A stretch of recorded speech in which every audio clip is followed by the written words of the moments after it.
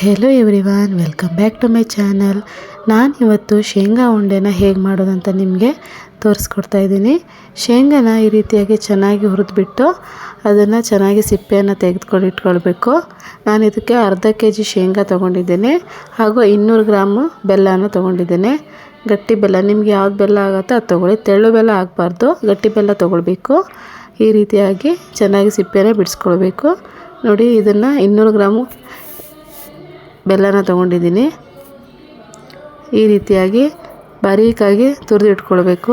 200 gram ಬಾರೀಕಾಗಿ ತುರಿದು ಇಟ್ಕೊಂಡು ಶೇಂಗಾ ಮತ್ತು ಈ ಬೆಲ್ಲನ ಎರಡನ್ನೂ ಸೇರಿಸಿ ಮಿಕ್ಸಿಗೆ ಹಾಕ್ಕೊಳ್ಬೇಕು. ಚೆನ್ನಾಗಿ ಮಿಕ್ಸಿ ಗ್ರೈಂಡ್ ಆಗಬೇಕಂದ್ರೆ ತುಂಬ ನುಣ್ಣಗೆ ಆಗಬಾರ್ದು, ಸ್ವಲ್ಪ ನಿಮ್ಗೆ ತರ್ತರಿ ಇದ್ದರೆ ತುಂಬ ಒಳ್ಳೆಯದು. ನೋಡಿ, ಈ ರೀತಿಯಾಗಿ. ಹಾಗೆ ಅದಕ್ಕೆ ಏನು ತುಪ್ಪ, ಎಣ್ಣೆ ಅಥವಾ ಏನೂ ಹಾಕೋ ಹಾಗಿಲ್ಲ. ಹೀಗೆ ಈ ರೀತಿ ಆದ ತಕ್ಷಣ ಅದನ್ನು ಚೆನ್ನಾಗಿ ಉಂಡೆ ಕಟ್ಟಬೇಕು. ಅದು ಆಟೋಮೆಟಿಕ್ಕಾಗಿ ಉಂಡೆ ಕಟ್ಟಕ್ಕೆ ಬರುತ್ತೆ. ಅದಕ್ಕೇನು ಮತ್ತು ಆ್ಯಡ್ ಮಾಡಬೇಕಂತ ಇಲ್ಲ. ನೋಡಿ, ಈ ರೀತಿಯಾಗಿ ಒಂದೊಂದೇ ಉಂಡೆನ ಕಟ್ತಾ ಇರಬೇಕು.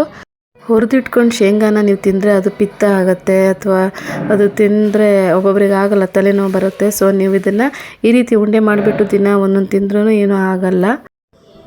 ಈ ವಿಡಿಯೋ ನಿಮಗೆ ಇಷ್ಟ ಆಗಿದ್ದರೆ ಲೈಕ್ ಮಾಡಿ, ಶೇರ್ ಮಾಡಿ, ಕಮೆಂಟ್ ಮಾಡಿ, ಹಾಗೂ ಸಬ್ಸ್ಕ್ರೈಬ್ ಮಾಡ್ಕೊಳ್ಳಿ. Thank you.